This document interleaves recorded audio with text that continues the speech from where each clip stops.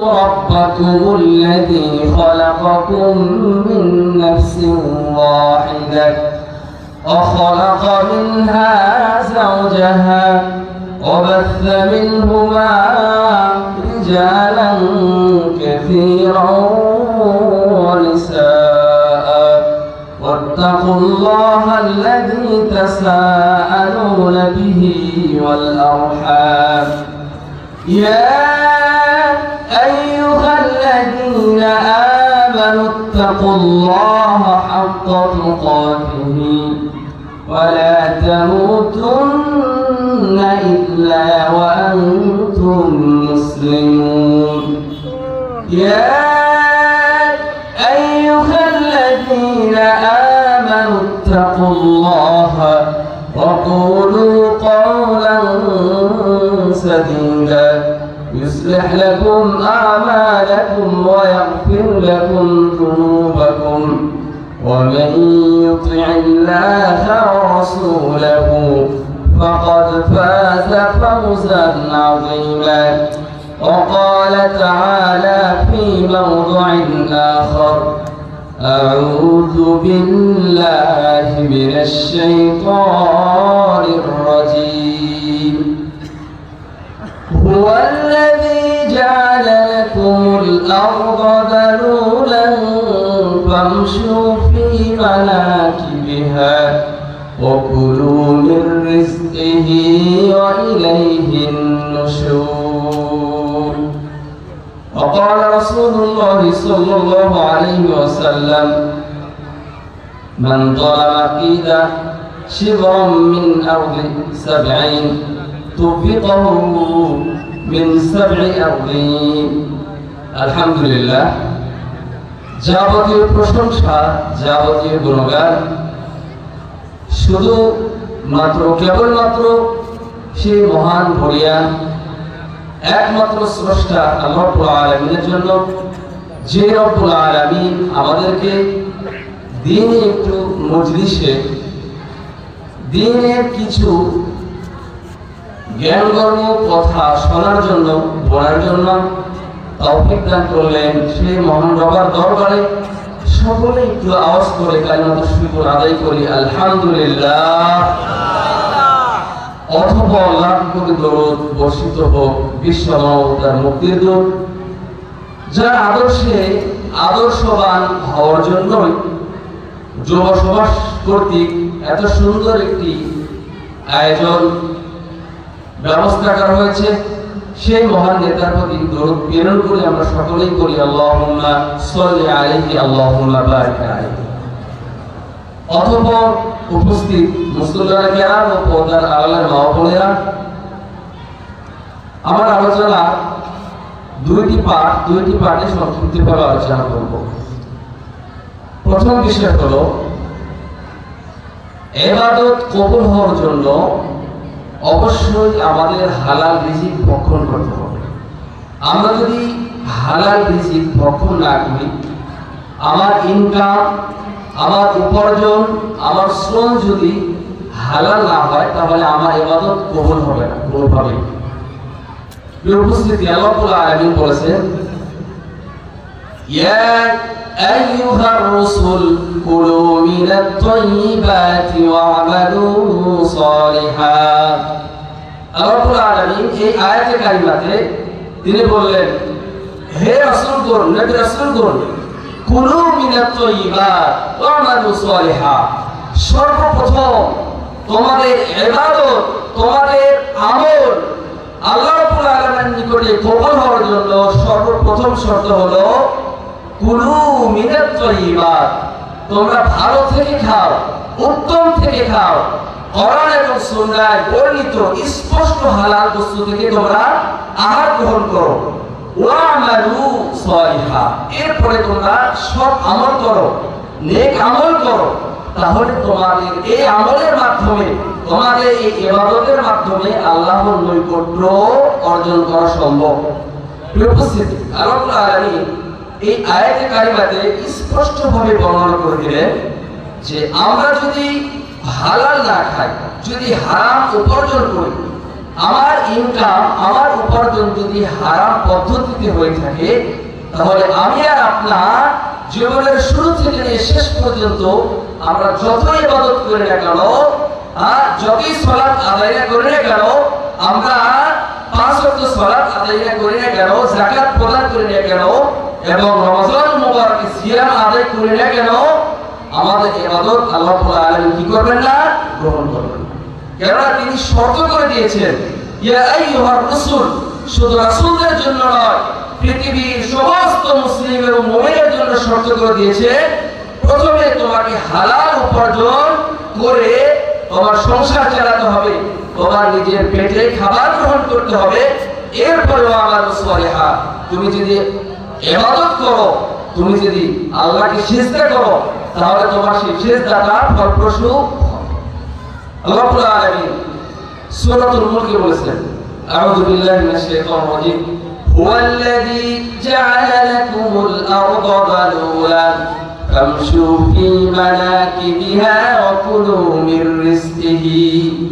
আল্লাহ বলে, হুয়াল্লাযী জাআলা লাকুমুল আরদা যালুলান, যে আমি তোমাদের জন্য জমিনকে, পৃথিবীকে সহজলভ্য করে দিয়েছি, সহজসাধ্য করে দিয়েছি।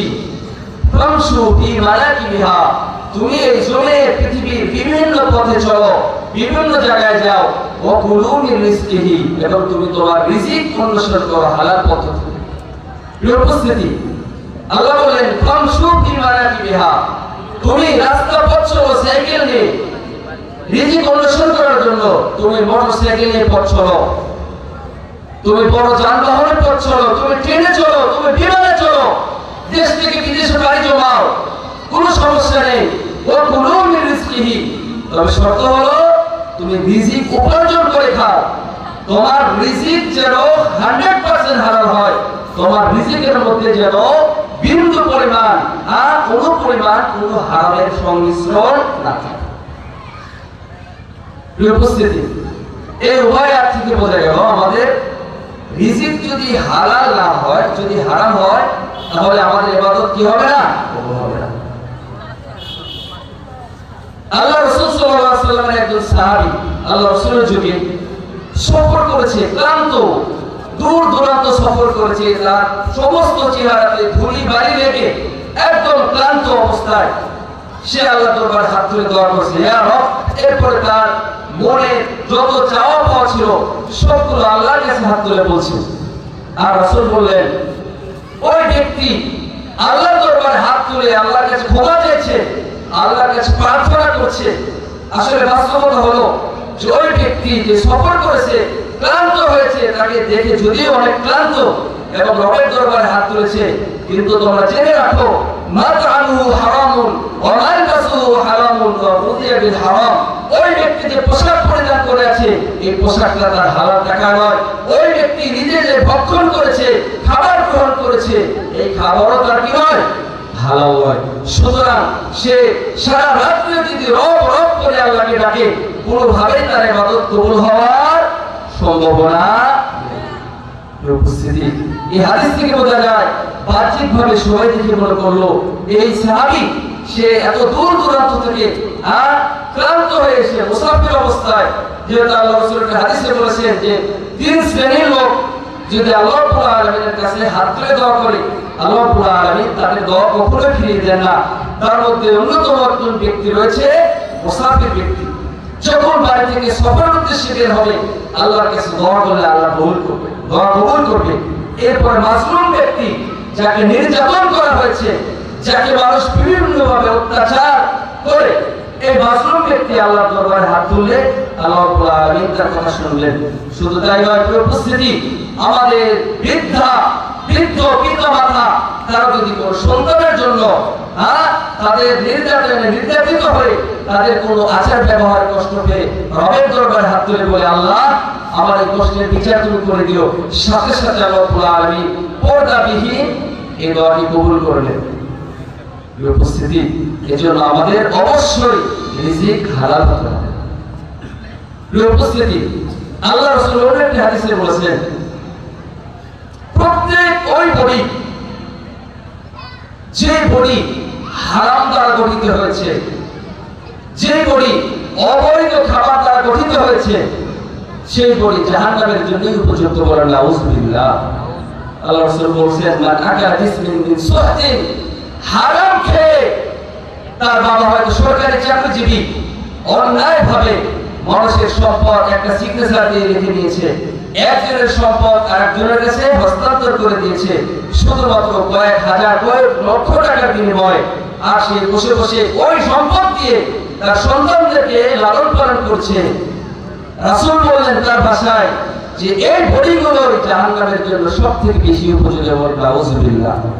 প্রিয় উপস্থিতি, হারাম উপার্জনের এবং হারাম উপার্জনের একটি মূলনীতি হলো শ্রম দিয়ে যদি উপার্জন করা হয়, শ্রম দিয়ে কষ্ট দিয়ে মাথার ঘাম ঝরে যদি উপার্জন করা হয়, তাহলে 100% আপনার উপার্জন কি হবে? হালাল। আর যদি শ্রমবিহীন আপনার উপার্জন পদ্ধতি হয়, উপার্জন সিস্টেম হয়, তাহলে অবশ্যই সেখানে হারাম ঢোকার 100-এর উপরে সম্ভাবনা কি বেশি থাকে। যেমন আমাদের বিভিন্ন সরকারি জীবী, বিশেষ করে আপনি পাসপোর্ট অফিসে যান এবং যারা রেজিস্ট্রি অফিসে কাজ করে, আল্লাহ ক্ষমা করুন তাদেরকে, বিন্দু পরিমাণ ছোট থেকে ছোট একটা কাজ, যে কাজ করতে তার 5 মিনিট সময় লাগবে, 2 মিনিট সময় লাগবে, সেই কাজের জন্য অবশ্যই তাদেরকে ঘুষ দিতে হবে।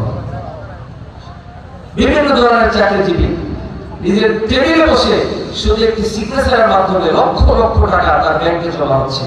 সেই সম্পদ দিয়ে যদি তার সন্তানদেরকে লালন পালন করা হয়, আল্লাহ রাসূল তাদের সন্তানের ব্যাপারে বলেছেন যে তাদের পরি দেখবেন যারা সুদখোর ঘুষখোর অবৈধ টাকা নিজেদের সংসার পরিচালনা করে, তাদের খাবার দাবারের মানও কি হয়? ভালো হয়, এবং সন্তানদের পরি খুব সুন্দর ভাবে গড়ে ওঠে। রাসূল বললেন ওই পরি জাহান্নামের জন্য উপযুক্ত। বলেন নাউযুবিল্লাহ। আল্লাহ রাব্বুল আলামিন আমাদেরকে নির্ভেজাল 100% বিশুদ্ধ হালাল উপার্জন করে খাওয়ার তৌফিক দান করুন। সকলে বলেন আল্লাহুম্মা আমিন। প্রিয় উপস্থিতি, শ্রম শুধু আমরা কেন, পৃথিবীর শুরু থেকে আল্লাহ রাব্বুল আলামিন যত নবী রাসূল প্রেরণ করেছেন সকলেই শ্রম দিয়ে উপার্জন করে খেয়েছেন। আল্লাহ রাসূল হাদিসে বলেছেন, মা বাসাল্লাহু নাবিয়্যান ইল্লা রাআল গনাম। সাহাবাদের সামনে বললেন, ও আমার সাহাবারা শুনে রাখো, আল্লাহ রাব্বুল আলামিন পৃথিবীতে এমন কোন নবী রাসূল প্রেরণ করেনি যিনি রাখালের কাজ করেন। সাহাবা একদম অবাক হয়ে গেলেন, আল্লাহ রাসূল আপনিও কি রাখালের কাজ করেছেন? আল্লাহ রাসূল উত্তরে বললেন, হ্যাঁ, মক্কার মানুষের পারিশ্রমিকের বিনিময়ে আমিও ছাগল চড়েছি। বল সুবহানাল্লাহ। যে শ্রেষ্ঠ মানব আল্লাহ রাব্বুল আলামিনের পরে সবথেকে শ্রেষ্ঠ মাখলুক হিসেবে যাকে আমরা মানি, যার পথ অনুসরণ করে আমরা সামনের দিকে আগাই, যার পথে চললে আল্লাহর জান্নাত পাওয়া যাবে, যার পথে চললে আল্লাহর রাস্তায় থাকা যাবে, সেই মানুষটি যদি রাখালের কাজ করিয়ে থাকে, শ্রম দিয়ে উপার্জন করে থাকে, তাহলে আজকে আমাদের সমস্যা কোথায়? প্রিয় উপস্থিতি, আমরা শ্রমে একদম অভ্যস্ত নয়। পিতা মাতা বৃদ্ধ হয়ে গেছে, তারপরেও আমরা শ্রম দিই না, নিজের বাড়ির কাজগুলো করি না। আমাদের নাকি নিজেদের প্রেস্টিজে বাঁধে, আমি সম্ভ্রান্ত পরিবারের ছেলে, আমি কিভাবে এই কাজটা করি, আমি কিভাবে আমার বাবার দোকানে বসি, আমি কিভাবে আমার বাবা জমি চাষ করতেছে সেখানে গিয়ে সহযোগিতা করি। আফসোস, মুসলমান নবী রাসূল কোন কাজ করেছেন? হাদিসে পাওয়া যায় নবী দাউদ আলাইহিস সালাম তিনি লোহা দিয়ে বিভিন্ন ধরনের কারুকার্যের কাজ করতেন। নবী জাকারিয়া আলাইহিস সালাম রাজমিস্ত্রির কাজ করেছেন। নবী ঈসা আলাইহিস সালাম দর্জির কাজ করেছেন, সেলাই মেশিনের কাজ করেছেন। নবী নূহ আলাইহিস সালাম হাদিসে যেটা পাওয়া যায় ইতিহাসে, তিনি নৌকা জাতীয় নৌকা তৈরি করার জন্য এই জাতীয় কাজ করেছেন। মুসলমান ও যুবক ভাইরা আমার, এখান থেকে আমাদের শিক্ষা নিতে হবে। আজকে কেন তোমার বাবার সাথে তুমি সহযোগিতা করছো না? আজকে কেন বেকার হয়ে ঘুরছো? কাজে নেই, বাবা মা কষ্ট করতে করতে তাদের জীবন শেষ হয়ে যাচ্ছে, তুমি কাজ করতে চাও না।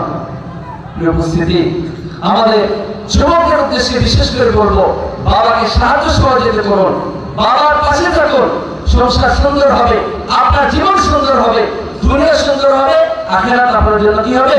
সুন্দর হবে। প্রিয় উপস্থিতি, একটি হাদিসের ঘটনা উল্লেখ করছি, শ্রম দিয়ে খাওয়ার কত গুরুত্ব। হযরত আবু মুসা আশআরী রাদিয়াল্লাহু তাআলা আনহু তিনি বলেন যে আল্লাহ রাসূলের নিকটে একজন সাহাবা আসলেন। সাহাবা এসে বললেন, আল্লাহ রাসূল, আমার সংসার ভরণ পোষণ করা খুবই কষ্টকর হয়ে দাঁড়িয়েছে, আপনি আমাকে একটু সাহায্য করুন। আল্লাহ রাসূল বললেন, দিরহামের মাধ্যমে ওই পাত্র দুটি কিনতে চাই, বলেন সুবহানাল্লাহ। প্রিয় উপস্থিতি, আল্লাহ রাসূল দুটি পাত্র, দুটি জিনিস বিক্রি করে বললেন, ও আমার সাহাবা, এখান থেকে 1 দিরহামের বিনিময়ে অথবা 2 দিরহামের বিনিময়ে তুমি তোমার পরিবারের জন্য বাজার সদাই করে দিবে। তোমার পরিবারের যে প্রয়োজন রয়েছে সেই প্রয়োজন তুমি মিটিয়ে দিবে। আর 1 দিরহাম দিয়ে তুমি একটি কুঠোর কিনে নিয়ে আসবে। কুঠোর চেনেন? গ্রাম্য ভাষায় কুঠোর বলে, যেটাতে কাঠ কাটে। আল্লাহ রাসূল বললেন, তুমি 1 দিরহাম দিয়ে কুঠোর কিনে নিয়ে আসো। এই কুঠোর যখন সেই সাহাবী কিনে নিয়ে আসলো, আল্লাহ রাসূল বললেন, ওই কুঠোর তুমি আমাকে দাও। আল্লাহ রাসূল ওটার আসারি কথা বাংলা ভাষায় যেটা বলে ডাক লাগিয়ে দিলেন এবং বললেন, ও আমার সাহাবী, তুমি যুবক মানুষ, তোমাকে আমি নির্দেশ দিলাম 15 দিন পর্যন্ত তোমাকে যেন এই এলাকায় ঘুরতে না দেখি। 15 দিন পর্যন্ত তুমি বিভিন্ন এলাকায় ঘোরাঘুরি করবে, বিভিন্ন এলাকায় যাবে এবং সেখান থেকে তুমি কাঠ কাটবে এবং কাঠ সংগ্রহ করবে এবং এই কাঠের ব্যবসা বাণিজ্য করবে।